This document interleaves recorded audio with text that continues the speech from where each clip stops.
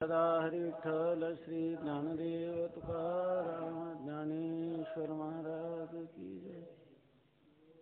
जो आनंद सत्य प्रकाश विभो आणि आधार नाम रूपास बुद्धी न जाणे आणि जाणे त्यास तो अपार शुद्ध परमात्मा विचारसे. माझे अपार स्वरूप समुद्रावरती जणू तरंग ब्रह्मा विष्णू महेश गणपती सूर्यचंद्र वरुण यम निरहिती देवी कुबेरहितैषेची. जो सर्वज्ञानी दयागण मुनी हृदयी ज्याचे करीती ध्यान त्याचे बुद्धी उपाधी करुण मिथ्याभान मजती माझी होतसे. ज्याच्या ज्ञानी भाषे जगत जसा दोरीवरी सर्प दिसत परी गोळी ठाईना सर्प जगत ते स्वतंत्र आणि स्वयं ब्रह्म मिथ्यासे. ती सदैव निष्काम बोध प्राप्ती कारणे वजावा राम तो मीच आहे आत्मात्म काम तरी नमन कोणा करावे म्या.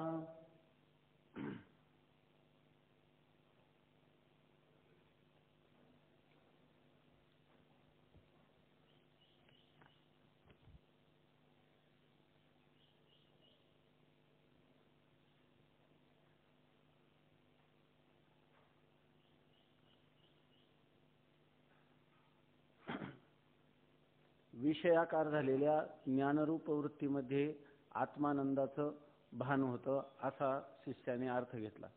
आणि त्यामुळे तो म्हणतो जर आत्मानंदाचं भान व्हायचं असेल तर अनेक विषय संपादन केले पाहिजे. त्याचं उत्तर सांगताना त्यांनी सांगितलं की विषयात आनंद मुळीच नाही, तर त्यासाठी वृत्ती बहिर्मुख झाल्यामुळं तिला आत्मानंदाचा भोग घेता येत नाही असं सांगितलं होतं. तर त्यासाठी आता ती प्रक्रिया बदलून सांगतात की ज्या वेळेला अनुकूल विषयाची प्राप्ती होते त्यावेळेला वृत्ती अंतर्मुखच होते आणि त्या अंतर्मुख वृत्तीमध्ये आत्मानंदाचं भान होतं. म्हणजे तो आनंद विषयाचा नसून आत्म्याचाच आहे असं सांगितलं. त्याच्यानंतर त्याला सांगतात जर विषयात आनंद असला तर वृक्षाचं ज्ञान झालं म्हणजे विषयाकार वृक्ष ह्या विषयाकार वृत्ती झाली तर त्याचा आनंद व्हायला पाहिजे. आनंद होत नाही म्हणजे विषयात आनंद नाही असं सांगितलं. आता पुढे सांगितलं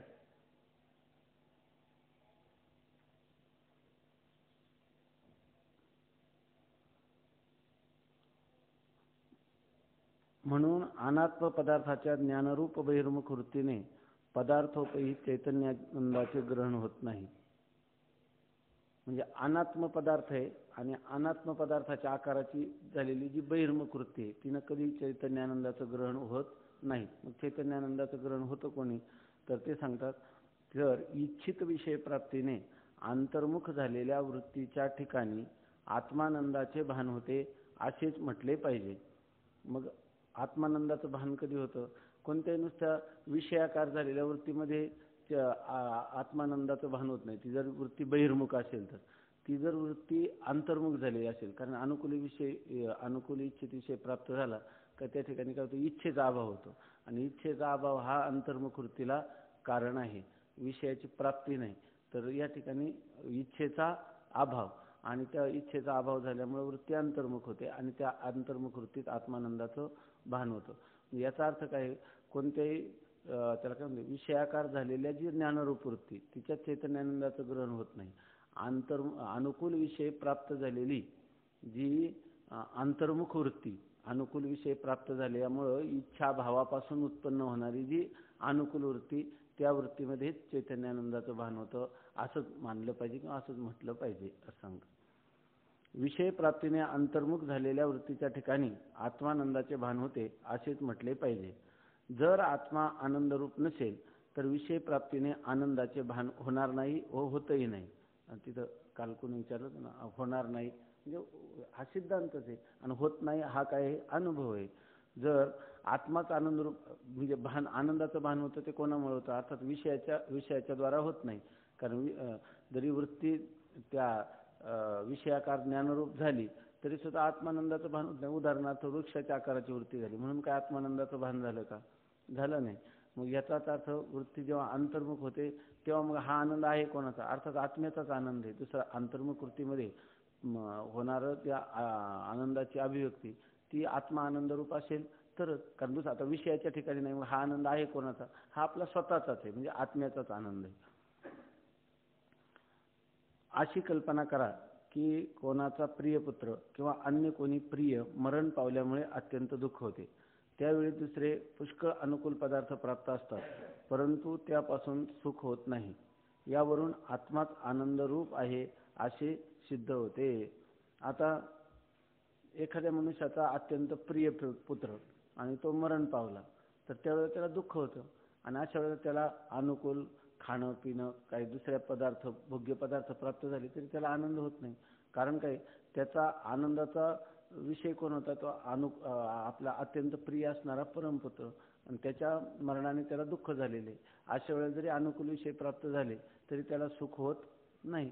त्या अनुकूल इतर विषय जरी प्राप्त झाले म्हणजे अनात्म पदार्थ, तरी सुद्धा त्याच्या वाचून त्याच्याने त्याला सुख होत नाही. यावरून आत्माच आनंदरूप आहे असे सिद्ध होते. कारण प्रिय आत्म्याशी संबंधित असणारा प्रिय व्यक्ती गेल्यामुळे त्याला दुःख झालं. मग जर इतर अनुकूल विषय प्राप्त झाले तरी त्याला सुख झालं नाही. यावरून काय झालं, त्याला आनंदरूप कोण आहे? आपला आत्माच आहे. आत्मसंबंधी प्रियपुत्र मरण पावल्यामुळं त्याला इतर अनुकूल विषय प्राप्त होणे सुख झालं नाही. मग सुख कधी होतं त्याला? तर आपला आत्मसंबंधी कोणी असेल तरच सुख होतं. म्हणजे सुख कुठं आहे? फक्त आत्म्याच्या ठिकाणी. किंवा सुखरूप कोण आहे? फक्त आत्माच आहे. कारण प्रिय पुत्र सर्वात आपल्याला प्रिय कोण आहे? आपला आत्माच सर्वात प्रिय आहे. आत्मसंबंधी ज्या वस्तू असतात त्यांच्या ठिकाणी प्रेम होते. आता जेवढ्या लोकांना आपण प्रेम करतो ते जर आपल्या आत्मस्वरूपाच्या संबंधी असले तर प्रेम होतं. आपल्या संबंधी नसेल तर प्रेम होत नाही. म्हणजे खरं प्रेम काय? आपल्या आत्म्यावर आहे. आणि मग आत्म्याशी संबंधित वस्तू असली, ती अनुकूल असली तर मनुष्याची त्याच्यावर प्रीती होते, अन्यथा होत नाही. कारण का, प्रीतीचा जो विषय तो आत्म्याच्या जितक्या जवळचा असेल तितकं त्याच्यावर अधिक प्रेम होतं. आणि सर्वात जवळचा कोण आहे? आत्माच आहे. म्हणून आत्म्यावर सर्वात अधिक प्रीती आहे. आत्मसंबंधी ज्या वस्तू असतात त्यांच्या ठिकाणी प्रेम होते. अत्यंत सन्निहित वस्तूच्या ठिकाणी अधिक प्रेम होते. अत्यंत सन्निहित म्हणजे सर्वात जवळ जे असेल त्याच्यावर सर्वात अधिक प्रेम आहे. आपल्याला सर्वात आत्म्याच्या जवळ असतील ते आत्मसंबंधी असतात म्हणून प्रेम असतं. जितके आत्म्याच्या दूर तसं त्यांचं प्रेम कमी होत जातं. आणि जितकं जवळ आहे आत्म्याच्या तितकं त्यांच्यावर अधिक प्रेम असतं. परंतु त्याच्याही पेक्षा सर्वात जवळचा कोण आहे? आत्मा. कारण ते आपलं स्वतःचं स्वरूपच आहे. म्हणून आत्मा हा सर्वात जवळचा असल्यामुळं, अत्यंत सन्निहित असल्यामुळं सर्वात अधिक प्रेम हे आत्म्याच्या ठिकाणी आहे. आणि ज्याच्यावर अधिक प्रेम असतो तो पदार्थ आनंदरूप असतो. आत्म्यावर अधिक प्रेम आहे म्हणून आत्मा काय आहे? आनंदरूप आहे. आत्मसंबंधी ज्या वस्तू असतात त्यांच्या ठिकाणी प्रेम होते. अत्यंत सन्निहित वस्तूच्या ठिकाणी अधिक प्रेम होते. या रीतीने आत्मसंबंधी दूरदूरच्या पदार्थापेक्षा जवळजवळच्या वस्तूंच्या ठिकाणी अधिक प्रीती असते. तर ते म्हणतात, जर प्रीतीचा आपण तरतम भाव पाहिला म्हणजे कोणावर अधिक कोणावर कमी, तर आत्मसंबंधी जितक्या दूरदूरच्या वस्तू असतात तितकं त्यांच्या ठिकाणी प्रेम कमी असतं. आणि आत्मसंबंधी जितक्या जवळच्या वस्तू असतात त्यांच्यावर प्रेम अधिक असतं. त्याचं उदाहरण देतात की असे पहा की पुत्रद्वारा पुत्रमित्राच्या ठिकाणी प्रीती असते. ती प्रीती पुत्रमित्रापेक्षा पुत्राच्या ठिकाणी अधिक आहे. त्यापेक्षा आपल्या स्थूल शरीराच्या ठिकाणी, त्या स्थूल शरीरापेक्षा सूक्ष्म शरीराच्या ठिकाणी अधिक प्रीती आहे. आता उदाहरण देतो, आपलं सर्वात अधिक प्रेम कोणावर आहे? पुत्रावर. पण पुत्राचा जर मित्र असेल तर त्या पुत्राच्या मित्राच्याही ठिकाणी आपलं प्रेम आहे. पण पुत्र जवळचा आहे आणि पुत्राच्या मित्र म्हणून त्याच्या ठिकाणी प्रेम आहे. जर समजा पुत्राचं आणि त्या मित्राचं भांडण झालं तर आपण त्या मित्रावर प्रेम करू का? नाही. कारण आपल्याला आत्मसंबंधी कोणी पुत्र आणि त्याच्याविषयी तो दूर गेला, अर्थात त्याच्यावर प्रेम राहणार नाही. आणि जेव्हा दोघं असतात तेव्हा पुत्राच्या द्वारा पुत्राच्या मित्राशी संबंध असतो. म्हणजे आपल्या आत्मसंबंधी पुत्र, पुत्राचा संबंधी मित्र. मग त्याच्यावर जेव्हा प्रेम करतो तेव्हा पुत्रापेक्षा पुत्रमित्र दूरचा आहे म्हणून त्याच्यावर त्याच्या पुत्रापेक्षा त्याच्यावर कमी प्रेम असतं आणि त्याच्यापेक्षा पुत्रावर अधिक असतं. असे पहा की पुत्रद्वारा पुत्रमित्राच्या ठिकाणी प्रीती असते. ती प्रीती पुत्रमित्रापेक्षा पुत्राच्या ठिकाणी अधिक आहे. आणि त्यापेक्षा आता पुत्राच्या आपलं मित्रापेक्षा पुत्राच्या ठिकाणी अधिक आहे आणि पुत्राच्या पेक्षा आपली प्रीती कोणाच्या ठिकाणी? आपल्या स्थूल शरीराच्या ठिकाणी अधिक आहे. याचं उदाहरण आपण नेहमी सांगत असतो. ती माकडी जी आहे ती आपल्या पिलावर तिचं प्रेम होतं. जेव्हा त्या हौदात पाणी सोडलं तर तिने त्याला डोक्यावर घेतलं, कारण ते इतका जवळचं आहे. पण जेव्हा तिच्या नाकात पाणी जायला लागलं तेव्हा तिनं त्याच्या पायाखाली घेतलं. याचाच अर्थ पुत्रापेक्षा तिचं प्रेम कुठे आहे? आपल्या स्थूल शरीराच्या ठिकाणी आहे. स्थूल शरीराच्या ती प्रीती पुत्रमित्रापेक्षा पुत्राच्या ठिकाणी अधिक आहे, त्यापेक्षा आपल्या स्थूल शरीराच्या ठिकाणी अधिक आहे. आणि स्थूल शरीरापेक्षाही सूक्ष्म शरीराच्या ठिकाणी अधिक प्रीती आहे. स्थूल शरीरापेक्षा माणसाला सूक्ष्म शरीराच्या ठिकाणी अधिक आहे. याचं उदाहरण काय? लोक आत्महत्या करतात. मग का म्हणतात की मला ह्या स्थूल शरीरामुळे खूप मोठं दुःख होतं. ऐक, अगोदर स्थूल शरीरावर प्रेम आहे, पण तत्संबंधाने दुःख प्राप्ती होते. त्यावेळेला ते काय म्हणतात, मी एकदा तर ह्या स्थूल शरीराचा त्याग केला, आत्महत्या केली, म्हणजे मी त्यावेळेस ह्या दुःखातून मुक्तता होईल. दुःख कोणाचा धर्म? ह्या दुःखातून मुक्तता होईल, सुख प्राप्त होईल. सुख दुःख कोणाचे धर्म आहे? अंतःकरणाचे, सूक्ष्म शरीराचे. मग सूक्ष्म शरीरावर त्याचं काय, त्याच्याहीपेक्षा अधिक प्रेम आहे. त्याचं कारण सांगतात पुढं. काय कारण आहे? कारण त्याच्यामध्ये आपलं आत्म्याचं प्रतिबिंब पडतं, आहे की नाही, सूक्ष्म शरीरामध्ये. म्हणून आत्म्याला ते काय अधिक जवळचं आहे, बरोबर ना. आणि नंतर मग ते सूक्ष्म शरीरावर अधिक प्रेम आहे. त्याच्यापेक्षा कमी प्रेम कोणावर?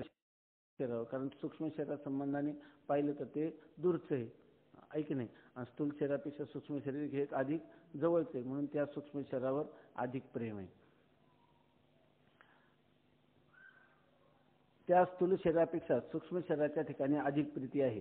पुत्रमित्रादी दूरच्या पदार्थापेक्षा सूक्ष्म शरीर अत्यंत जवळ आहे, कारण त्यात आत्म्याचा आभास आहे, अन्य ठिकाणी नाही.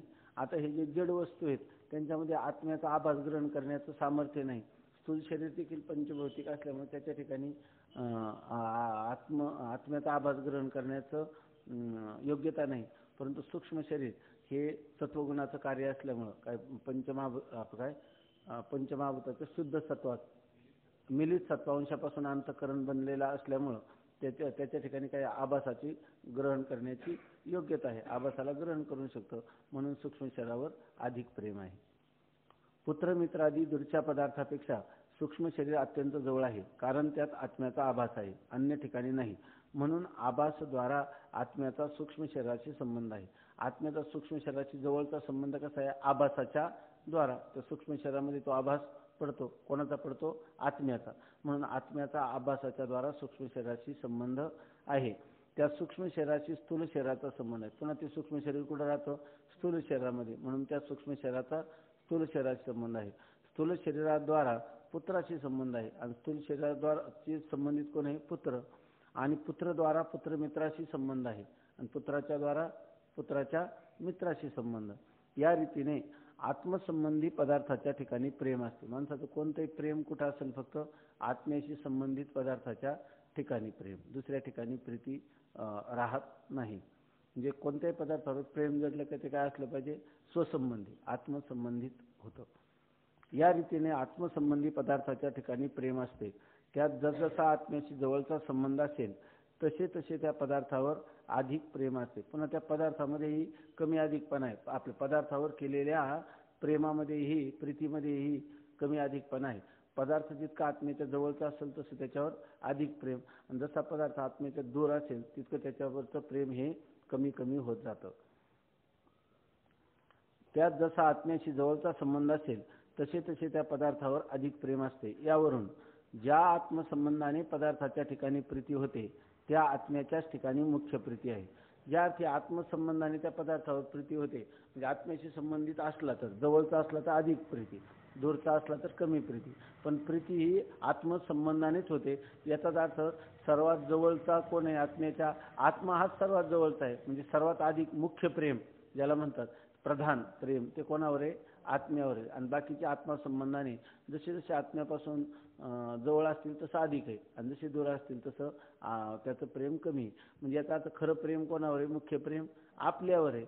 म्हणून ते आपण उपनिषदातलं अनेक वेळा चिंतन केलं की ते याज्ञवल्क्य आपली पत्नी गार्गी तिला सांगतात, किंवा कोणी कोणासाठी प्रेम, आपण म्हणतो की पत्नीवर प्रेम आहे, पुत्रावर प्रेम आहे. कोणाचे पतीसाठी किंवा पुत्रासाठी किंवा पत्नीसाठी प्रेम नसून ते कोणासाठी आहे? आपल्यासाठी. काय नवा अरे पतिहु कामाय पती प्रिय भवती, आत्मनस्तु कामाय पती प्रिय भवती. नवा अरे जाया येई कामाय जाया प्रिया भवती, आत्मनस्तु कामाय जाया प्रिया भवती. नवा अरे पुत्रस्य कामाय पुत्रम प्रियम भवती, आत्मनस्तु कामाय पुत्रम प्रियम भवती. नवा अरे मित्रस्य कामाय मित्रम प्रियम भवती, आत्मनस्तु कामाय मित्रम प्रियम भवती. सगळं कशासाठी? आपल्यासाठी. स्वामी महाराज सांगते, प्रीती जी तुझ्यावर मोठी ती सर्व ही आपुल्यासाठी. दुसऱ्यावर जे प्रेम आहे ते सर्व कशासाठी? आपल्यासाठी आहे, म्हणजे आत्म्यासंबंधाने. म्हणजे आता आपलं आपल्यावर जेवढं प्रेम, मुख्य प्रेम कुठे आहे? आत्म्यावर. आणि आत्मसंबंधित जवळचा असला तर आणि तो अनुकूल असला तर दुसऱ्यावर.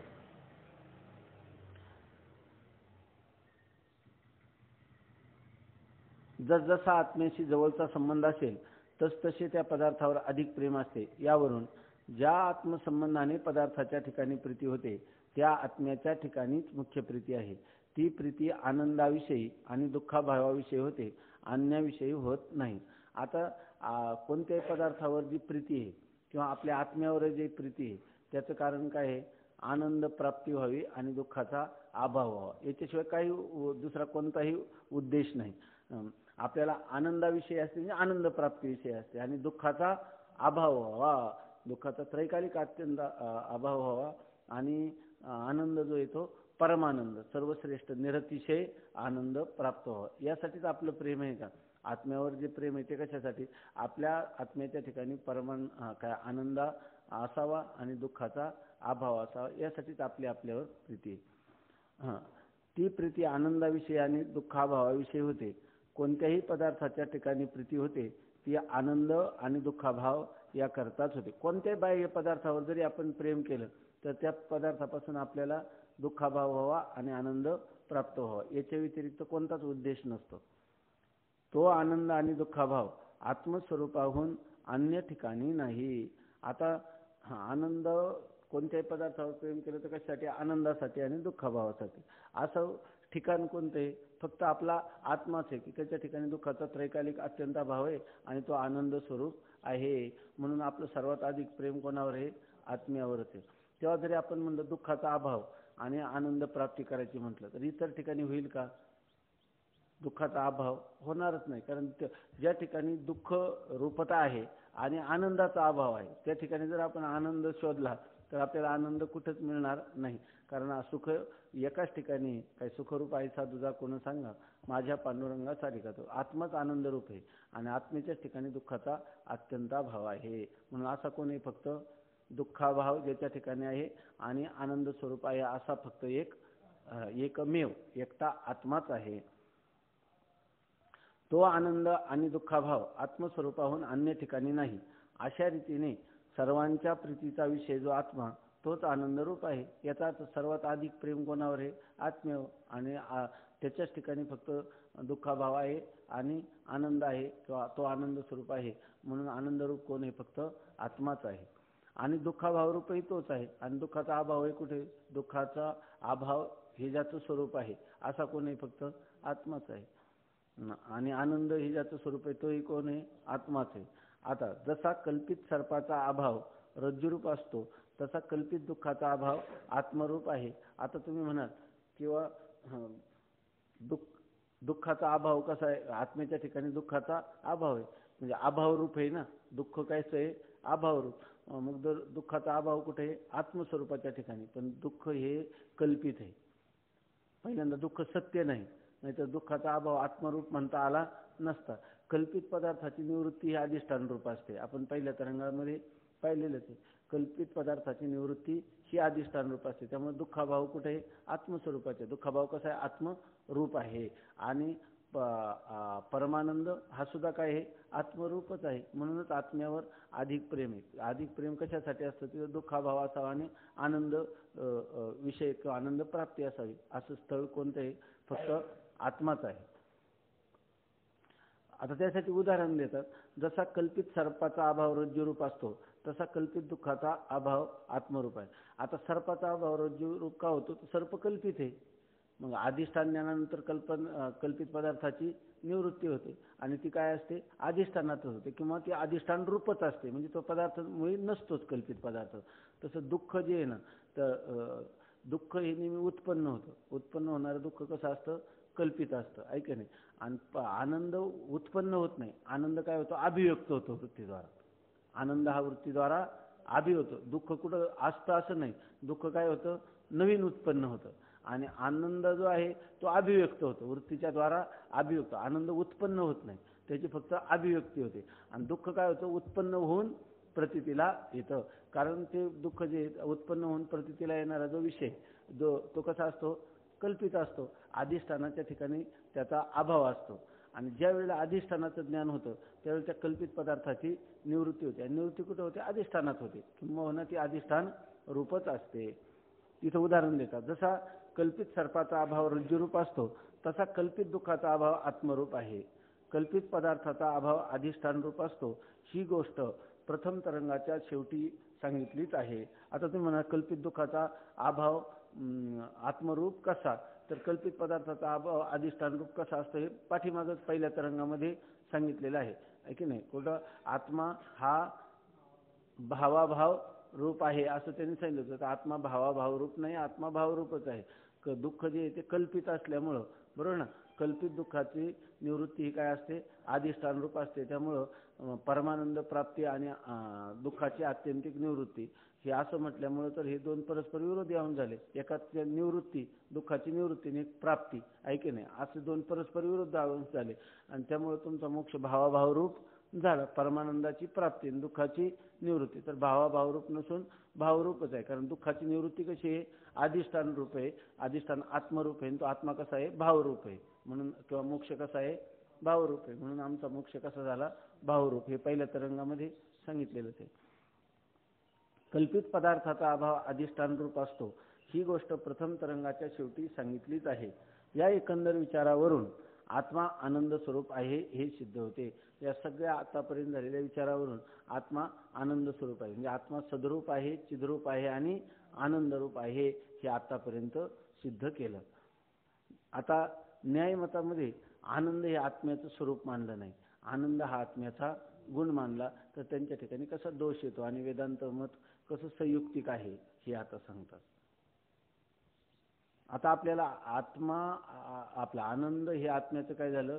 स्वरूप. म्हणून आत्मा आनंद स्वरूप आहे असं आपण आतापर्यंत पाहिलं. पण अगोदरच न्यायमत पाहिलं होतं आपण. कारण काय, हे प्रश्नाचं उत्तर कोणत्या चाललंय? मी कोण आहे या प्रश्नाचं उत्तर चाललंय. हे आतापर्यंत चाललं. फक्त मी म्हणजे अहम पदस्य को अर्थ, मी या पदाचा नेमका अर्थ काय? तर मी पदाचा अर्थ आत्मा आहे. आणि तो आत्मा कसा आहे याविषयी चाललं. म्हणजे मी म्हणजे देह नाही. मी देह आहे की देहाहून भिन्न आहे? तर मी देहाहून आत्मा भिन्न आहे. करता आहे की अकर्ता आहे? तर मी अकर्ता आहे. मी एक आहे की सर्व शरीरात अनेक आहे? तरी एक आहे मी, असं प्रमाणे. मग नेमकं एक असणारा मी सर्व शरीरामध्ये व्यापक आहे, ऐका, नित्य आहे म्हणजे व्यापक आहे. आणि त्या व्यापकावरून नित्यावरून तो एकरूप आहे असं ठरलं. आणि मग असा असणाऱ्या आत्मा जर एकरूप असेल, नित्य असेल, व्यापक असेल तर तो सद्रूप आहे. म्हणजे त्याचा अर्थ त्याचा कधी बाध होत नाही किंवा नाश होत नाही. नाश होत नाही म्हणजे तो सद्रूप असणारा आत्माच पुन्हा काय? पुन्हा ज्ञानस्वरूप आहे. आणि तो सत आणि ज्ञानस्वरूप असणारा, चित्स्वरूप असणारा आत्माच काय आहे? आनंद स्वरूप आहे. एवढं आतापर्यंत सांगितलं. तेव्हा मी सच्चिदानंद स्वरूप आहे असं जेव्हा वेदांत सांगतो तेव्हा न्यायमतामध्ये ह्या चित स्वरूपाचा विचार केलेला आहे, ज्ञानाचा विचार केलेला आहे. परंतु आणि ते ज्ञान कोणाच्या ठिकाणी मानले? आत्मेच्या ठिकाणी. पण आत्मेच्या ठिकाणी नित्य आहे का? नाही म्हणतात. ज्ञान का ज्या वेळेला ज्ञान नसतं त्यावेळेला आत्मा जडच स्वरूप असतो. मोक्ष कालात आणि सुषुप्तीत आत्मा जड स्वरूप असतो असं ते मानतात.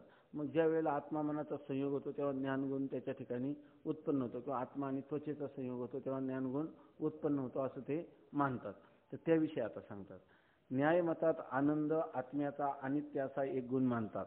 आत्म्याच्या ठिकाणी आनंद नित्य नाही, कारण अनुकूल विषय आणि त्यांची साधन इंद्रिय यांच्यापासून आनंद उत्पन्न होते हे प्रत्यक्ष आहे. म्हणून आनंद आत्म्याचा अनित्य गुण आहे. परंतु हे म्हणणे बरोबर नाही, कारण विषय इंद्रिय संबंधावाचूनही सुषुप्तीत आनंदाचे भान होते. यावरून विषय इंद्रिय संबंधापासूनच आनंद गुण उत्पन्न होतो हे म्हणणे बरोबर नाही. म्हणून आनंद रूपच आत्मा आहे हे सिद्ध झाले. या एकंदर विचारावरून आत्मा सच्चिदानंद स्वरूप आहे. आता न्यायमत सांगतात. न्यायमतामध्ये आत्म्याचा अनित्य असा एक गुण मानतात. न्यायमतामध्ये जसं ज्ञान उत्पन्न होतं मानलं ना, तसं आनंद सुद्धा काय होतो? उत्पन्नच होतो असं म्हणतात. आत्म्याच्या ठिकाणी आनंद हा, जसं ज्ञान हा आत्म्याचा गुण मानला तसाच आनंद हा सुद्धा आत्म्याचा गुणच आहे असं म्हणतात. आत्म्याच्या ठिकाणी आनंद नित्य नाही, आत्म्याच्या ठिकाणी आनंद हा उत्पन्न होतो असं ते म्हणतात ना. आनंद हा आत्म्याचा गुण आहे, याचा अर्थ तो नित्य त्याच्या ठिकाणी राहत नाही. तो गुण, आनंद नावाचा गुण उत्पन्न होतो. कारण अनुकूल विषय आणि त्यांची साधने इंद्रिय यांच्यापासून आनंद उत्पन्न होतो हे प्रत्यक्ष आहे आणि त्याचं समर्थन पण ते करतात. आनंद ज्या वेळेला आपल्याला अनुकूल विषय प्राप्त होतो आणि इंद्रियांचा संबंध होतो त्यावेळेला आनंद उत्पन्न होतो. ऐक नाही, एखादा अनुकूल विषय असावा आणि त्याच्याशी इंद्रियांचा संबंध व्हावा तर त्याच्यापासून त्या मनुष्याला आनंद होतो. याचाच अर्थ आत्म्याच्या ठिकाणी आनंद गुण नित्य नाही. जेव्हा इंद्रियांचा विषयाशी अनुकूल विषयाशी इंद्रियांचा संबंध झाला तेव्हाच आनंद उत्पन्न झाला. याचाच अर्थ गुणगुणीच्या ठिकाणी नित्य नसतो. मग आनंद हा गुण त्या आत्म्याच्या ठिकाणी नित्य नसतो, तो उत्पन्नच झालेला आहे असं ते मानतात. म्हणून आनंद आत्म्याचा अनित्य गुण आहे. आनंद जो आत्म्याच्या ठिकाणी आहे तो त्याचं स्वरूप नसून तो त्याचा गुण आहे आणि तो अनित्य आहे.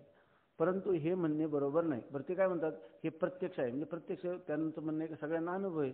इंद्रिय आणि विषय अनुकूल विषय यांच्या संबंधा वाचून आनंद होतच नाही. याचाच अर्थ आनंद आत्म्याच्या ठिकाणी नित्य नाही, तो अनित्य आहे आणि आनंद नावाचा आत्म्याच्या ठिकाणी अनित्यत्वाने राहणारा गुण आहे असं सांगतात. परंतु हे म्हणणे बरोबर नाही. परंतु म्हणतात, आता सिद्धांती सांगतात की हे त्यांचं म्हणणं आनंद हा जसं मागे त्यांनी खंडन केलं चैतन्य किंवा ज्ञान हा आत्म्याचा गुण नसून ते त्याचं स्वरूप आहे, तसंच या ठिकाणी सांगतात आनंद सुद्धा आत्म्याचा गुण नसून तो त्याचं काय आहे, स्वरूपच आहे. परंतु हे म्हणणे बरोबर नाही, कारण विषयेंद्रिय संबंधा वाचून सुषुप्तीत आनंदाचे भान होते. तुम्ही जर म्हणता की फक्त काही आत्म्याचा इंद्रियांच्या द्वारा अनुकूल विषयांशी संबंध झाला असता आत्म्याच्या ठिकाणी आनंद नावाचा गुण उत्पन्न होतो असं जर म्हटलं, जिथं जिथं इंद्रियाचा संबंध, बरोबर ना, तिथंच काय होतो, आनंद उत्पन्न होतो. जिथं जिथं इंद्रियांचा अनुकूल विषयाची संबंध तिथं तिथं आनंद, असं जर तुम्ही म्हटले की इंद्रिय संबंधा वाचून आनंद उत्पन्न होत नाही आणि हे प्रत्यक्ष आहे असं तुम्ही म्हटलं. दुसरा एक प्रत्यक्ष अनुभव आहे, त्या अनुभवाची संगती तुम्ही सांगा की सुषुप्ती अवस्थेमध्ये कोणत्या इंद्रियाचा विषयाशी संबंध होतो, तरी सुद्धा आनंद आहेच की नाही. मग जर आत्म्याच्या ठिकाणी आनंद नावाचा गुण उत्पन्न होणार असता आणि तो जर विषयेंद्रिय संबंधाने उत्पन्न होणार असता तर सुषुप्तीमध्ये कोणत्या इंद्रियाचा आणि कोणत्या विषयाचा संबंध आहे, नाही, आणि आनंद आहे की नाही. महाराज कमी नुसतं बोलत चाललो ते काही त्याच्यामध्ये हा मग आनंदाचा अनुभव चालला तर सांगा ना, मग सांगण्यापुरतं तरी वृत्तीवर या.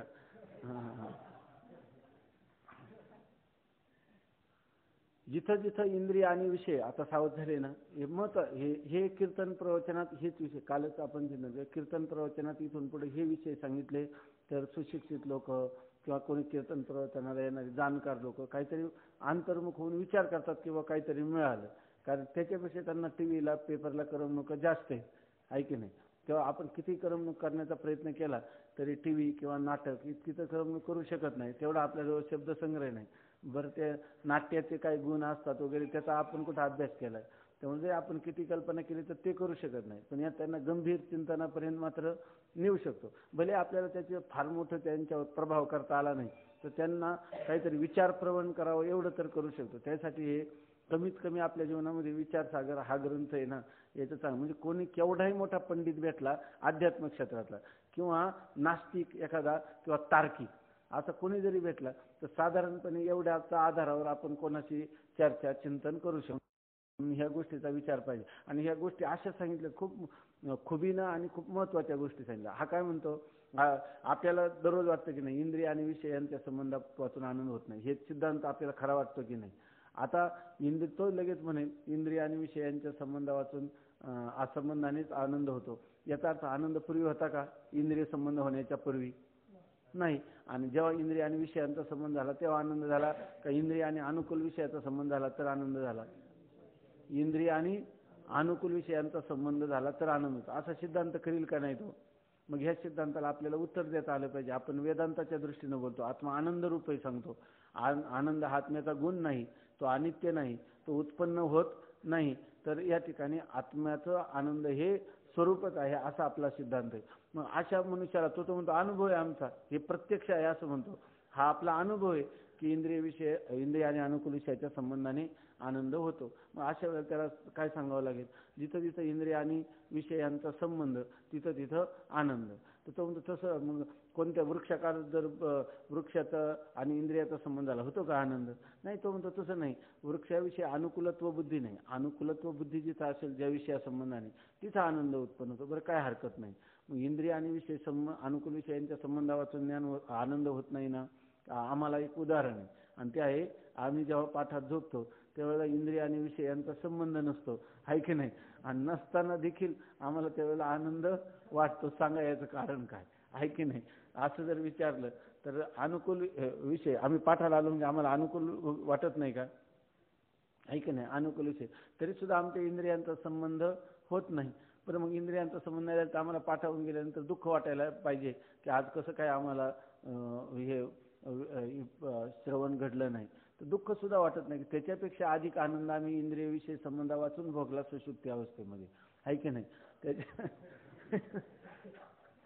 मग तुम्ही काय म्हणता की बाबा इंद्रिय आणि विषय यांच्या संबंधापासून ज्ञान नावाचा गुण, आपला आनंद नावाचा गुण उत्पन्न तर होत नाही. इंद्रिय संबंधा वाचून सुषुप्तीमध्ये सुखाचं ज्ञान, सुखाची अनुभूती झाली नसती आणि ती तर होते. आणि हागे माझा अनुभव भक्तिभाव भाग्याचा असं सांगतात. म्हणून आनंद आत्म्याचा न्यायमतात आनंद आत्म्याचा अनित्य असा एक गुण मानतात. आत्म्याच्या ठिकाणी आनंद नित्य नाही, कारण अनुकूल विषय आणि त्यांची साधन इंद्रिय यांच्यापासून आनंद उत्पन्न होतो हे प्रत्यक्ष आहे. म्हणून आनंद आत्म्याचा अनित्य गुण आहे. परंतु हे म्हणणे बरोबर नाही, कारण विषयेंद्रिय संबंधावाचूनही सुषुप्तीत आनंदाचे भान होते. यावरून विषयेंद्रिय संबंधापासूनच आनंद गुण उत्पन्न होतो हे म्हणणे बरोबर नाही. मग तुम्हाला असं विधान करता येईल का आता इंद्रिय आणि विषय संबंधापासूनच आनंद गुण उत्पन्न होतो असं म्हणता येणार नाही. आणि याला उदाहरण कोणतं आहे? विरुद्ध सुषुप्तीचं उदाहरण आहे. म्हणून मग सुषुप्तीमध्ये काय आहे? तिथं आनंद तर होतो. इंद्रिय आहेत का? विषय आहेत का? इंद्रिय विषयाचा संबंध आहे का? नाही. तिथं कोण होतं? फक्त मीच होतो. म्हणजे तिथं फक्त कोण होता? आत्माच होता. म्हणजे तिथं कोण होतं? फक्त आनंद रूप आत्माच होता. याचा अर्थ विषय इंद्रिय संबंधापासून ज्ञान नावाचा गुण उत्पन्न होत नाही. तो आत्म्याच्या ठिकाणी स्वरूपभूतच आनंद आहे. आनंद हे त्याचं स्वरूपच आहे. याच्यावरून सिद्ध काय होतं? आत्मा आनंद रूप आहे. कोणता इंद्रिय आणि विषयाचा संबंध नसताना देखील सुखाने झोपला असं जी अनुभूती आहे ती सांगते की मी आनंद रूप आहे. यावरून विषयेंद्रिय संबंधापासूनच आनंद गुण उत्पन्न होतो हे म्हणणे बरोबर नाही. म्हणून आनंद रूपच आत्मा आहे हे सिद्ध झाले. एकंदर विचारावरून आत्मा सच्चिदानंद स्वरूप आहे. या सगळ्या विचारावरून काय झालं? आत्मा सद्रूप ठरला, चिद्रूप ठरला आणि आनंद रूप ठरला. आता आत्मा सच्चिदानंद आहे असं सांगितलं की नाही? तर हे सांगितल्यानंतर आता शंका त्यांनी घेतलेली आहे की आत्मा सच्चिद आणि आनंद असं जे म्हणतात, तर आत्म्याच्या ठिकाणी हे सत वेगळं, चित वेगळं आणि आनंद वेगळा आहे की तिन्ही मिळून एकच आहे, आहे की नाही? आपण जसा कापूर आहे, कापुराच्या ठिकाणी श्वेतता आहे, म्हणजे पांढरा वर्ण आहे. कापुराच्या ठिकाणी काय आहे? सुगंध आहे. आणि कापराला काय आहे? एक आकार आहे की नाही? मग त्या कापराचा असणारा आकार, श्वेतता आणि सुगंध हे तीन वेगवेगळं करता येतील काय? तिन्ही एकच आहे. पण आपण म्हणतो की नाही, त्याची ओवी काय ऐका कैलास महाराज. काय? कांती, काठिन्य आणि कनक तिन्ही मिळून कनक एक. कांती म्हणजे तेज, नंतर कठीणपणा, कांती, काठिन्य आणि कनक म्हणजे सोनं, आहे की नाही? हे तीन जे त्याची कांती किंवा त्याचा कठीणपणा हे काढता येईल का? नाही. सगळ्यांच्या ठिकाणी कनकत्व म्हणजे कांती वेगळी करा आणि सोनं दाखवा, काठिन्य वेगळं करा आणि सोनं दाखवा, किंवा त्यातलं सुवर्णत्व काढून दाखवा आणि सोनं दाखवा. काही सांगता येईल का? काहीच सांगता येईल. म्हणजे तिन्ही मिळून काय आहे? ती एकच आहे. तसं सच्चिद आणि आनंद हे तिन्ही वेगवेगळी नसून सच्चिद आनंद ही सर्व काय आहे? आत्मस्वरूप आहे किंवा आत्माच सच्चिदानंद स्वरूप आहे. सच्चिद आणि आनंद हे ते आत्म्याचे वेगवेगळे अवयव म्हणून दाखवता येत नाही.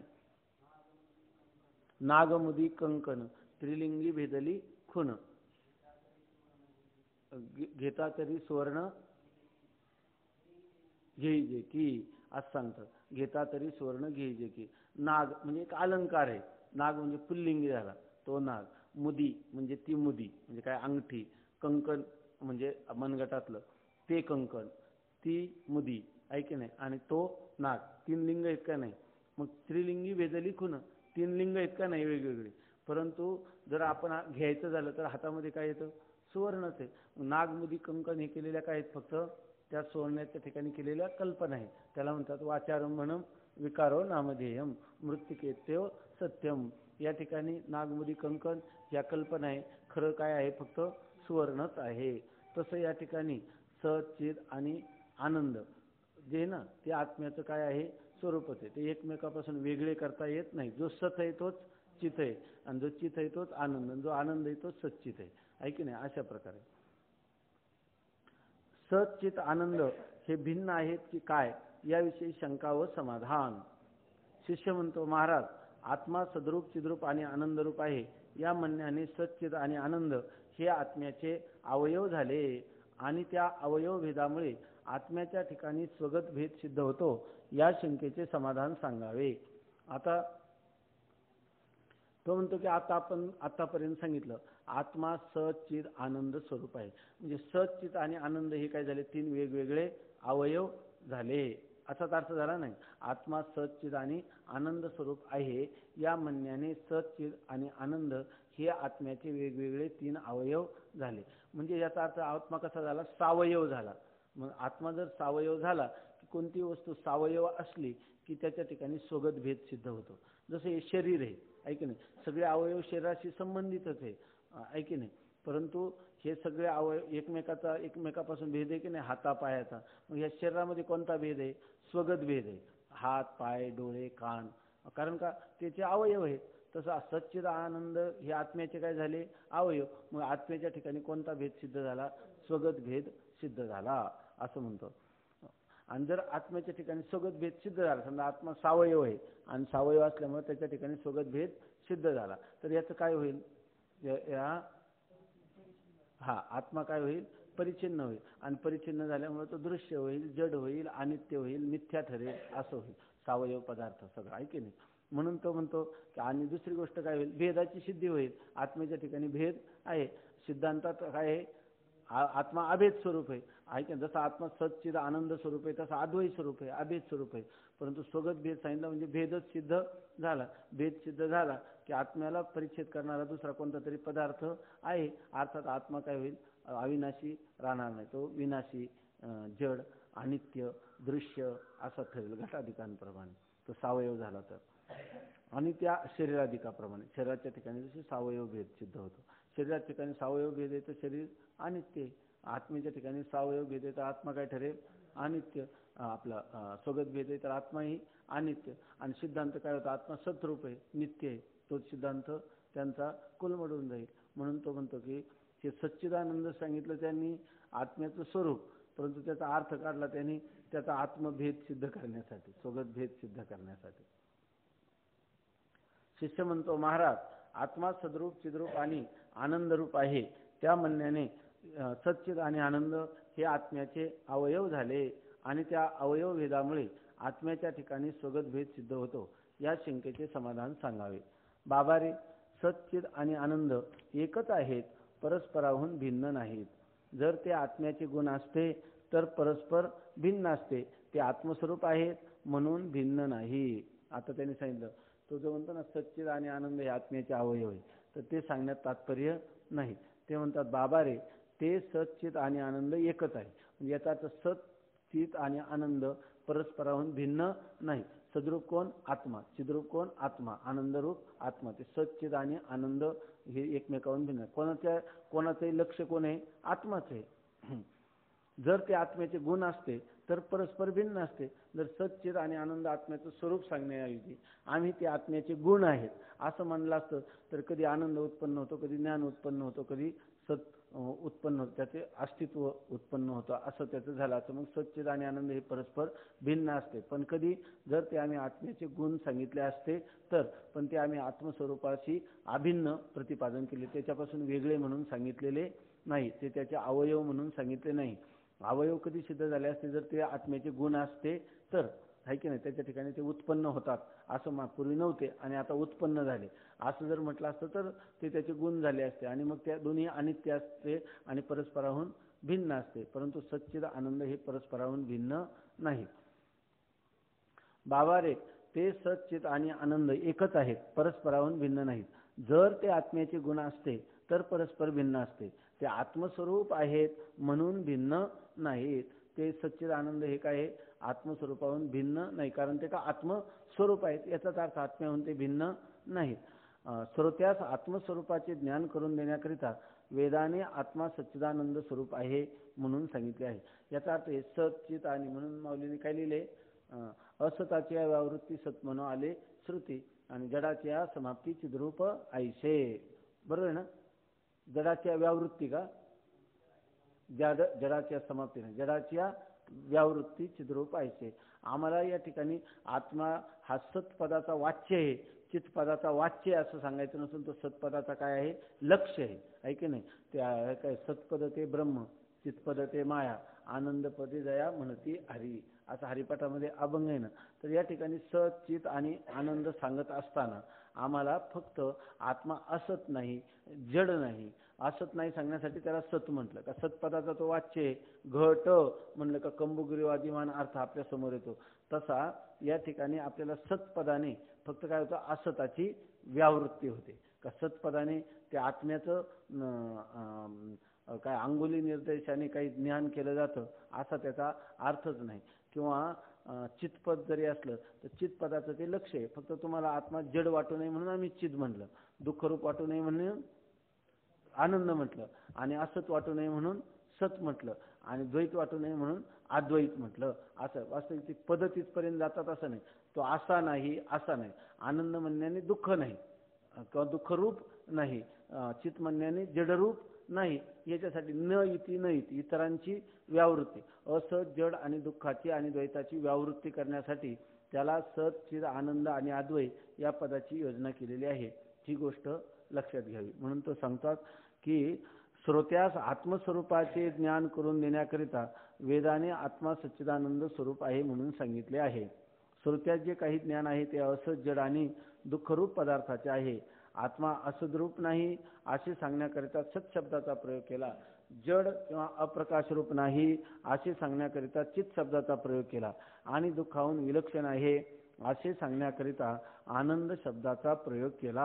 आता तुम्ही म्हणाल की श्रुतीतच सच्चिदानंद सांगितले, श्रुती सच्चिदानंद सांगून त्या सच्चिदानंद पदाचा वाच्य आत्मा आहे असं सांगण्यात तात्पर्य नाही. तर लोकांना माहीत काय असत, त्यांना माहीत आहे जड, त्यांना माहीत आहे दुःख. तेव्हा आत्म्याच्या ठिकाणी असं जड आणि दुःख रूपता किंवा द्वैत नाही हे सांगण्यासाठी श्रुतीने आत्म्याचं सच्चिदानंद असं लक्षण केलेलं आहे. म्हणून आत्मा सच्चिदानंद पदाचा विषय नाही. सच्चिदानंद पदाने आत्मा जाणला जातो असं नाही, पण आत्म्याचं ज्ञान होण्यासाठी सच्चिदानंद पदाचीच योजना आहे.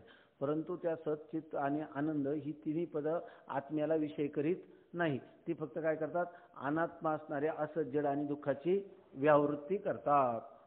सच्चित आनंद ही पदे असत जड दुःख यांच्या निषेधा करता आहेत. आम्ही सत म्हटलं की याचा अर्थ घ्यायचा आत्मा असत नाही, आम्ही प्रकाश रूप म्हटलं की आत्मा जड नाही, आत्मा आनंद स्वरूप म्हटलं की आत्मा दुःख रूप नाही, आणि आत्मा अद्वैत किंवा अद्वैत स्वरूप आहे म्हटलं की आत्मस्वरूपाच्या ठिकाणी कोणतंही द्वैत नाही असा त्याचा अर्थ घ्यायचा. जसा अग्नी उष्ण व प्रकाश रूप आहे, परंतु उष्णता प्रकाशाहून किंवा प्रकाश उष्णतेहून भिन्न नाही, त्याप्रमाणे सच्चिद आनंद ही परस्पराहून भिन्न नाही, एकरूपच आहेत. त्याचा अर्थ ते सांगतात की अग्नीच्या ठिकाणी उष्णता आहे आणि प्रकाश आहे. मग उष्णता आणि प्रकाश अग्नीचे दोन अवयव वेगवेगळे करता येतील का? उष्णता प्रकाशाला सोडून नाही आणि अग्नीचा प्रकाश हा उष्णतेला सोडून नाही. तसंच आत्म्याच्या ठिकाणी असणारा सत हा चिद आनंदाला सोडून नाही, चित हा आनंद सतला सोडून नाही, आनंद हा सच्चितला सोडून नाही. कारण का, त्या आत्म्याचं ते स्वरूपच आहे. म्हणून सच्चिद आनंद ही परस्पराहून भिन्न नाहीत, ती एकरूपच आहेत. एकरूपच आहेत म्हणजे आत्मरूपच आहेत. तसाच सच्चिदानंद रूप आत्मा आहे. शास्त्रात ब्रह्माचे लक्षणही सच्चिदानंद रूप सांगितले आहे. मग आता हे झाला आत्मा कसा झाला, सच्चिदानंद स्वरूप. मग आता सच्चिदानंद स्वरूप कोण झाला? आत्मा. मी कोण आहे? तर मी सच्चिदानंद स्वरूप आहे. आणि आपण जेव्हा शास्त्रामध्ये पाहिलं तेव्हा सच्चिदानंद रूप हे कोणाचं लक्षण केलंय? सत्यम ज्ञानम अनंतम ब्रह्म. सच्चिदानंद स्वरूप कोण आहे? ब्रह्म. आणि इकडं कोण ठरलं सच्चिदानंद स्वरूप? आत्मा. याचा अर्थ आत्माच ब्रह्म, ब्रह्मच आत्मा, असा त्याचा अर्थ झाला. शास्त्रात ब्रह्माचे लक्षणही सच्चिदानंद रूप सांगितले आहे, म्हणून आत्मा ब्रह्मस्वरूपच आहे. ब्रह्म शब्दाच्या अर्थावरून आत्मा ब्रह्मरूपच आहे. आता ते काय सांगतात? ब्रह्म शब्दाचा जो संस्कृत शब्द आहे त्याचा जो अर्थ आहे त्याच्यावरूनही जर आपण विचार केला तर तो ब्रह्म जी लक्षणं सांगितली तीच कोणाची लक्षणं आहे? आत्म्याची. आणि ब्रह्म शब्दाची जी व्युत्पत्ती आहे तीच आत्मा शब्दाची असल्यामुळं आत्मा काय आहे? ब्रह्मरूपच आहे. ब्रह्म शब्दाचा अर्थ व्यापक असा आहे, आत्मा शब्दाचा अर्थ आहे व्यापक असा आहे. दोन्हींचा याचाच अर्थ दोन्ही काय? व्यापक पदार्थ एकच असतो. मग याचा अर्थ आत्माच ब्रह्मन, ब्रह्मच आत्मा. ब्रह्म शब्दाच्या अर्थावरून आत्मा ब्रह्मरूपच आहे. ब्रह्म शब्दाचा अर्थ व्यापक असा आहे. ब्रह्म काय? बृहणत्वात ब्रह्म ना, बृहे वृद्ध, म्हणजे जे अधिक वाढ म्हणजे व्यापक असतं त्याला म्हणतात. बृह धातूचा अर्थ व्यापक असं सांगायचं त्यांना. बृह धातू आत्म्याचाही असा एक श्लोक आहे काय? हा आतती व्यापनोती ती आत्मा, जो सर्वांना व्यापक असतो त्याला म्हणतात आत्मा.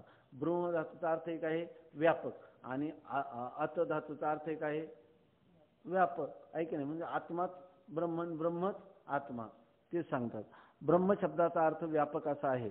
देशाने ज्याचा अंत होत नाही त्यास व्यापक म्हणतात. आता व्यापक शब्दाची आतापर्यंत आपल्याला ही तिसरी व्याख्या आलेली आहे. काय जसा प्रसंग असेल नैयायिकाच्या दृष्टीतून म्हटलं तर काय? ज्याचा अल्प परिमाण पदार्थाची संयोग होतो त्याला व्यापक असं म्हणतात, बरोबर ना? ज्याचा अनेक अल्प पदार्थाची संयोग संबंध घडतो त्याला अल्प असं म्हणतात. दुसरं आपलं त्याला व्यापक असं म्हणतात. दुसरं व्यापकाचं वेदांताच्या दृष्टीने कोणती व्याख्या केली? स्वगत सजातीय विजातीय भेदरहित असतं ते व्यापक असं एक गेलं. आणि आता ही तिसरी व्याख्या आली की व्यापक कशाला म्हणायचं? ज्याचा देशाने अंत होत नाही म्हणजे त्याला म्हणायचं व्यापक. हा देशकाल वस्तू परिच्छेद रहित. हा म्हणजे तो सर्व व्यापक असल्यामुळे देशाने त्याचा अंत होत नाही. पुढं काय? आणि आत्मा नित्य असल्यामुळे कालाने त्याचा अंत होत नाही, देशाने होत नाही आणि कालाने होत नाही. आणि वस्तू, आणि तो सर्वांचा आत्माच असल्यामुळं वस्तूने देखील त्याचा नाश होत नाही, कारण तो सर्वात्मा आहे म्हणून. म्हणजे त्याच्या ठिकाणी देश परिच्छेद नाही, काल परिच्छेद नाही आणि वस्तू परिच्छेद नाही. तुकाराम महाराज म्हणतात देश काळ वस्तू भेद मावळला. देशाचा भेद का मावळला? सर्व ठिकाणी आहे म्हणून. कालाचा भेद का तो नित्य आहे म्हणून. आणि वस्तू भेद का नाही? सर्वांचा अंतरात्मा आहे म्हणून. ब्रह्म शब्दाचा अर्थ व्यापक असा आहे. देशाने ज्याचा अंत होत नाही त्यास व्यापक म्हणतात. हा एक अर्थ सांगितला. देशाने ज्याचा अंत होत नाही ते व्यापक. ब्रह्माहून आत्मा भिन्न मानला तर त्याचा देशाने अंत होणार. जर समजा ब्रह्माहून आत्मा जर भिन्न मानला तर काय काय अडचणी येतील?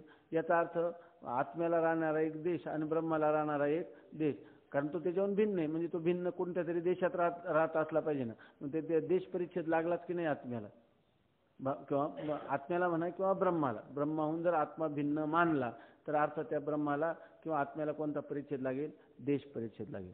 ब्रह्माहून आत्मा भिन्न मानला तर त्याचा देशाने अंत होणारच. म्हणजे ज्या ठिकाणी ब्रह्म आहे त्या ठिकाणी आत्मा नाही असे होईल. देशाने परिच्छेद होतो. म्हणजे अमुक देशात ब्रह्म आहे ना अमुक देशात आत्मा आहे. मग ज्या देशात ब्रह्म आहे त्या ठिकाणी आत्मा नाही, कारण आत्मा हा ब्रह्माहून भिन्न नाही असं जर मानलं तर मग त्याला देश परिच्छेद येणारच. मग ज्याचा देशाने अंत असतो त्याचा कालानेही अंत होतो असा नियम आहे.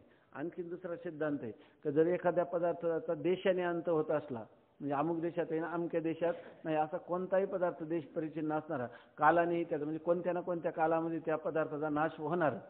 कारण आता शरीर आहे एका देशात आहे, ऐक नाही, एका देशात नाही. मग कालाने देखील त्याला वार्धक्य आदी झालं किंवा काय रोगाधिकांचं जेव्हा त्याला प्राप्ती होईल तेव्हा त्याचा अंत होतो. कोणत्या ना कोणत्या कालात त्याचा अंत होतोच, कारण का त्याला देश परिच्छेद आहे. ज्याला देश परिच्छेद असतो त्याला काल परिच्छेद हा असतोच.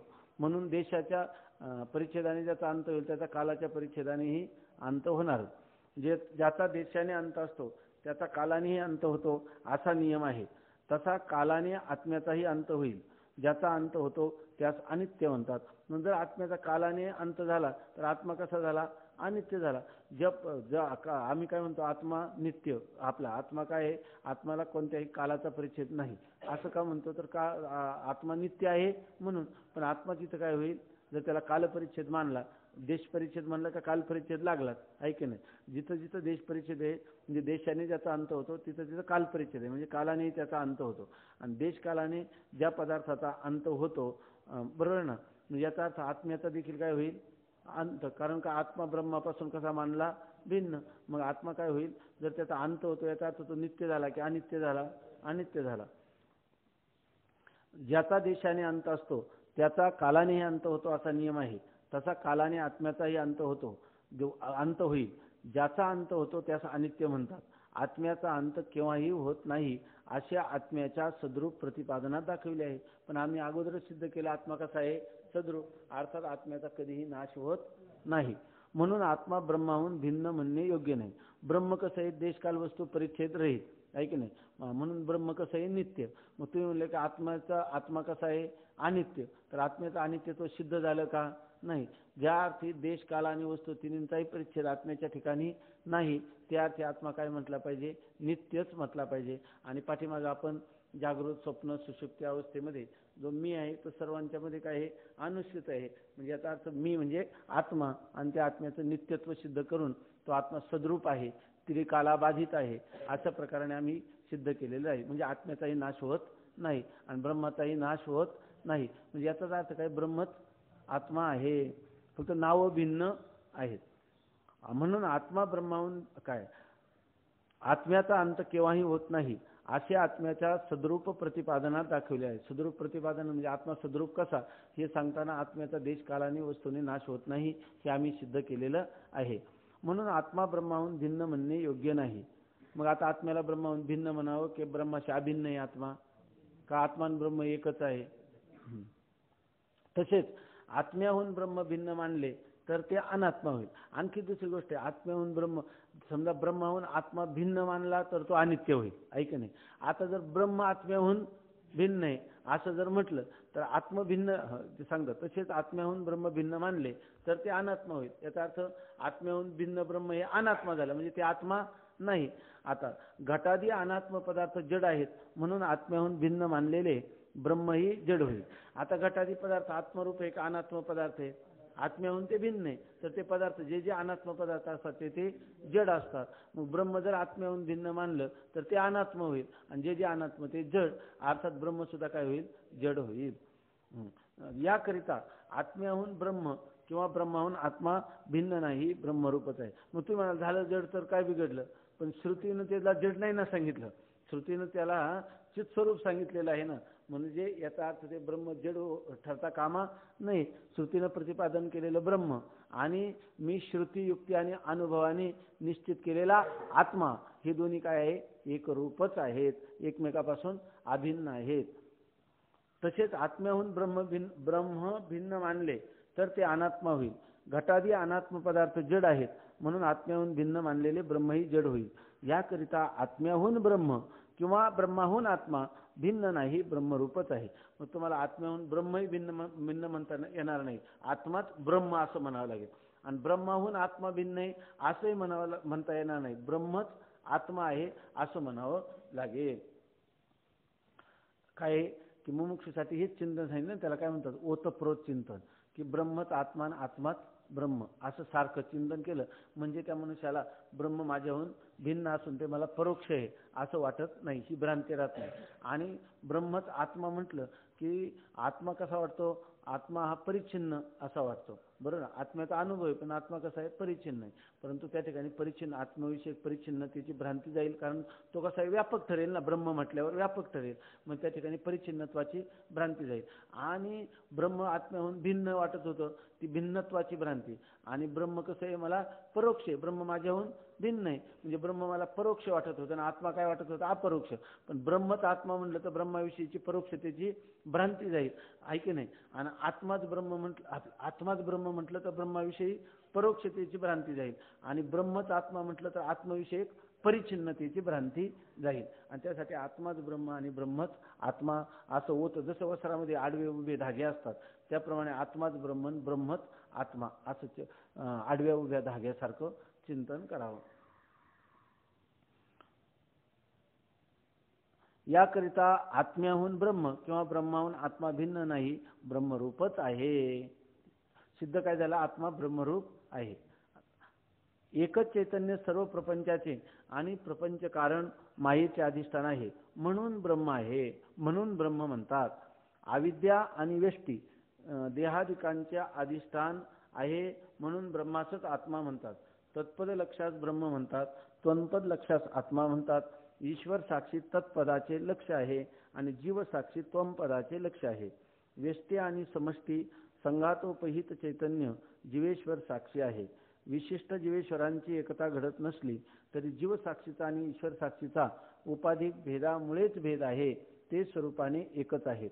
जसा घटाकाश आणि मठाकाश यांचा उपाधी भेदा वाचून स्वरूपात भेद नाही, तसाच आत्मा आणि ब्रह्म यांचा व्यष्टी समष्टी उपाधी भेदा वाचून भेद नाही. ब्रह्मा आणि आत्मा एकच वस्तू आहे. तर सांग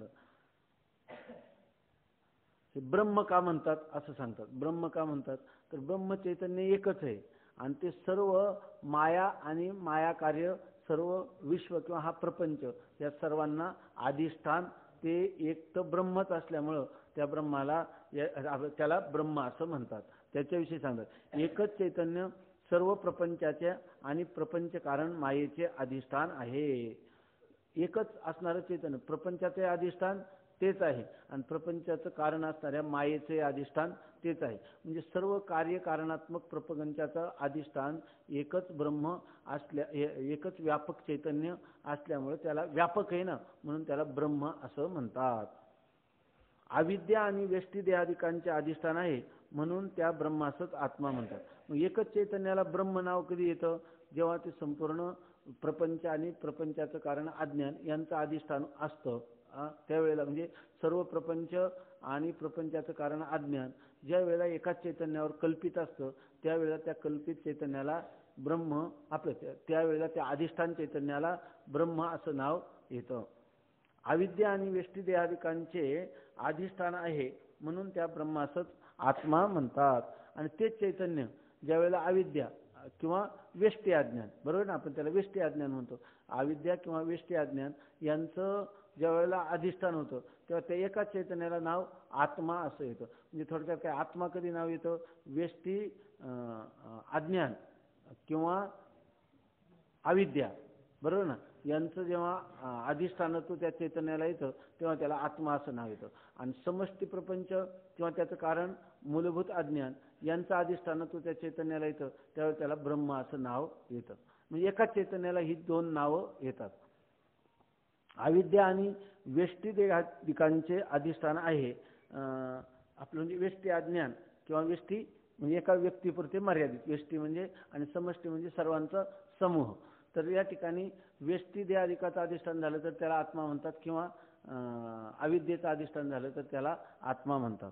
बघा, तत्पद लक्षात ब्रह्म म्हणतात, त्वंपद लक्षात आत्मा म्हणतात. आपण आता नियमित पाहतो तत्पदाचं जे लक्ष, तत्वमसीमध्ये तत्पदाचं जे लक्ष आहे त्याला काय म्हणायचं, ब्रह्म, आणि त्वंपदाचं लक्ष आहे त्याला आत्मा असं म्हणतात. म्हणजे आत्मा आणि ब्रह्म नावं कशी प्राप्त झाली, की नावं फक्त उपाधी भेदामुळं तुम्हाला समजून देण्यासाठी सांगितले. तत्वतः दोघांच्याही लक्षार्थाचं ऐक्य कसं आहे हेच सांगायचंय. अविद्या आणि व्यष्टी देहादिकांचे अधिष्ठान आहे, म्हणून त्या ब्रह्मासच आत्मा म्हणतात. तत्पद लक्षात ब्रह्म म्हणतात, त्वंपद लक्षात आत्मा म्हणतात. ईश्वर साक्षी तत्पदाचे लक्ष आहे आणि जीव साक्षी त्वंपदाचे लक्ष आहे. आता आपल्या पाचव्या तरंगात गेलंच ना, तत्पदाचं लक्ष कोण आहे, ईश्वर साक्षी, आणि त्वंपदाचं लक्ष काय आहे, त्याला दुसरं नाव काय आहे, जीव साक्षी. ईश्वर साक्षी तत्पदाचे लक्ष आहे आणि जीव साक्षी त्वंपदाचे लक्ष आहे. आता व्यष्टी आणि समष्टी संघातोपही चैतन्य जीवेश्वर साक्षी आहे. आता व्यष्टी आणि समष्टी या सगळ्या संघाताचं जे उपहित चैतन्य अधिष्ठान चैतन्य त्याला काय म्हणतात, जीवेश्वर साक्षी असं नाव दिलं. म्हणजे त्याच्यात व्यष्टी पण आली आणि समष्टी आली आणि दोघांची कल्पना कुठे, एकाच चैतन्याच्या ठिकाणी आहे. दोघांची व्यष्टी आणि समष्टी ही कल्पनाच आहे. तेव्हा व्यष्टी आणि समष्टी संघातोपहित चैतन्य म्हणजे व्यष्टी आणि समष्टी संघात ज्याला उपाधी झाला असं जे चैतन्य त्याला काय म्हणतात, जीवेश्वर साक्षी. विशिष्ट जीवेश्वरांची एकता घडत नसली तरी जीव साक्षीचा आणि ईश्वर साक्षीचा उपाधी भेदामुळेच भेद आहे. आता ते म्हणतात विशिष्ट जीवेश्वरांची म्हणजे विशिष्ट जीव आणि विशिष्ट ईश्वर. विशिष्ट जीवाची उपाधी हे अविद्या आहे की नाही, आणि किंवा आणि विशिष्ट ईश्वराची उपाधी आहे माया आहे की नाही. त्यामुळे जीवाची अविद्या आणि ईश्वराची माया, कारण जीवाची अविद्या आहे मलिन सत्वात्मक उपाधी आणि ईश्वराची उपाधी आहे शुद्ध सत्वात्मक माया. त्यामुळे दोघांच्यामध्ये उपाधी भेद आहे. उपाधी दोन्ही काय आहेत, कल्पित, आणि कल्पित उपाधीमुळे झालेला भेद सुद्धा काय आहे, कल्पित. म्हणजे तत्वतः जीवाचं अधिष्ठान चैतन्य आणि ईश्वराचं अधिष्ठान चैतन्य यांच्यामध्ये मात्र अभेद आहे. म्हणजे एकता जर घडायची असेल तर विशिष्ट जीव ईश्वरांची एकता घडणार नाही, परंतु त्यांच्या लक्षार्थाची एकता मात्र होईल का, आहेच आहेत. विशिष्ट जीवेश्वरांची एकता घडत नसली तरी जीव साक्षीचा आणि ईश्वर साक्षीचा उपाधी भेदामुळेच भेद आहे, ते स्वरूपाने एकच आहेत. त्यासाठी उदाहरण देतात, जसा घटाकाश आणि मठाकाश यांचा उपाधी भेदा वाचून स्वरूपात भेद नाही. आता घटाकाश आणि मठाकाश हे जे भेद झाले तर घट आणि मठ या उपाधीमुळे भेद झाले, मूळ आकाशात भेद आहे, भेद नाही. तसा आत्मा आणि ब्रह्म यांचा व्यष्टी समष्टी उपाधी वाचून भेद नाही. तसंच आत्मा आणि ब्रह्म जसं घटाकाश आणि मठाकाशात भेद नाही, म्हणजे जो भेद आहे तो फक्त काय उपाधीकृत आहे. आणि त्या उपाधीने केलेला भेद हा कसा आहे, कल्पित आहे. कल्पित म्हणजे तत्वतः त्याच्यामध्ये भेदच नाही. घटाकाश आणि मठाकाश काय एकरूपच आहे. तसं या ठिकाणी हा जो भेद झाला जीव आणि ईश्वरामध्ये तो कशामुळे झालेला आहे, जीवाचा आणि ईश्वराचा भेद हा उपाधीमुळे झालेला आहे. एकाची काय व्यष्टी अज्ञान ही उपाधी आणि एकाची समष्टी माया ही उपाधी. एक शुद्ध सत्वात्मक आहे, एक मलिन सत्वात्मक. उपाधीमुळे भेद आहे, तत्वतः त्याच्यामध्ये भेद नाहीच आहे. जसा घटाकाश आणि मठाकाश यांचा उपाधी भेदा वाचून स्वरूपात भेद नाही, तसा आत्मा आणि ब्रह्म यांचा व्यष्टी समष्टी उपाधी वाचून भेद नाही. ब्रह्मा आणि आत्मा एकच वस्तू आहे. याच्यावरून सगळं सिद्ध काय झालं, ब्रह्मच आत्मा आणि आत्माच ब्रह्म. ब्रह्म आणि आत्मा ही वस्तू काय आहे, एक. ब्रह्म आत्म्याहून अभिन्न आहे आणि आत्मा ब्रह्माहून अभिन्न आहे, दोन्ही एक रूपच आहे. असं मी कोण या प्रश्नाचं उत्तर देत चालले. आता त्याचा उपसंहार करतात की आत्मा हा जन्मरहित आहे आणि आत्मा षड्विकार भावरहित आहे. ह्या दोन मुद्दे पाहिले की आपल्याला मी कोण आहे या प्रश्नाचं उत्तर समाप्त होईल. उद्या पाहू. पुंडलिक वरदा हरी विठ्ठल श्री ज्ञानदेव तुकाराम ज्ञानेश्वर महाराज की जय.